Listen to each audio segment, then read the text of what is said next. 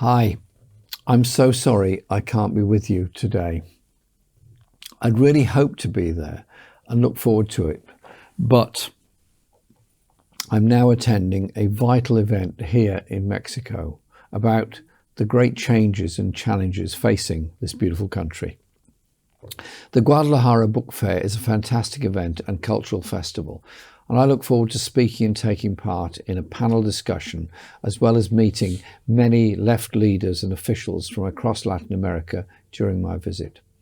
Here in Mexico, President AMLO's government is introducing many important changes, not just to life in this country, but also in terms of forging a regional unity outside the domination of the United States and the Organization of American States. And we meet at a time of exciting changes, not just here in Mexico, but elsewhere in Latin America. Bolivia's social change, following the defeat of the US and UK-backed coup last year, is, quite honestly, an inspiration to us all. The movement a Socialismo government of President Lula Arce shows that it is possible to put people and the planet before private profit, tackling hunger and poverty and providing free healthcare and education. It's also leading the way in terms of climate justice policies, both in this country itself, such as recognizing the rights of the nature, and on the world stage. I was proud to stand in solidarity with the government of Bolivia following attempts by right-wing extremists to launch a new coup. The Peace and Justice Project, which I helped to found last year, sent a message of support to President Arce and will continue to do what we can to preserve the democratically elected government of Bolivia. After the corporate greenwash failure that was COP26, we need to work with Bolivia and others for a real green agenda more than ever. And it's not just the left in power that must stand in solidarity. In countries where the right wing and neoliberal remain in charge, we're seeing growing resistance. Resistance that deserves and needs our support. Mass movements from trade unions to climate justice campaigners to indigenous movements to people campaigning against racism, sexism and homophobia right across the continent are standing up against the inequality and crony capitalism and for a better future.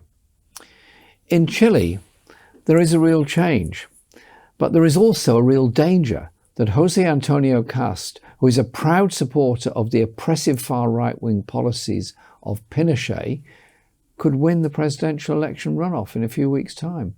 His challenger in the runoff is the young progressive candidate, Gabriel Boric, and it's vital that people unite in Chile and vote for him.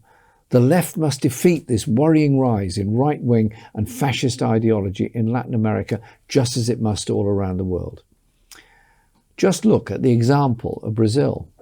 Bolsonaro is lying miles behind Lula in the polls. Lula is now free, and if democracy is respected, he will win next year and be back where he belongs as president of Brazil. When Donald Trump left office, there was a collective relief around the world, a sigh of relief, including in Latin America. His sanctions against countries such as Cuba, Nicaragua, and Venezuela were both deadly and illegal. Sadly, so far, President Biden has kept these sanctions in place, even during the pandemic. So we must keep up the international pressure for the sanctions to go. And this campaigning must also involve ensuring that the British government works in a cooperative way with Latin America, advancing an agenda for peace and cooperation, rather than supporting regime change in countries like Venezuela and supporting repressive right-wing governments such as those as in Brazil and Colombia and Honduras. We should say no to unethical arms sales to these and to other countries. And just as we are internationalists, we're inspired by the internationalism of the left in both Latin America and in the Caribbean. Look at Cuba's doctors around the world, helping people and countries across all continents. What an example for us all. The left in Latin America is making a difference. Let's make a difference ourselves by supporting all the solidarity organisations present there today. Sorry again for not being with you today. Together, we can win a better world. The people united will never be defeated. El pueblo unido jamás será vencido. Viva Latin America, viva la solidaridad, viva socialismo.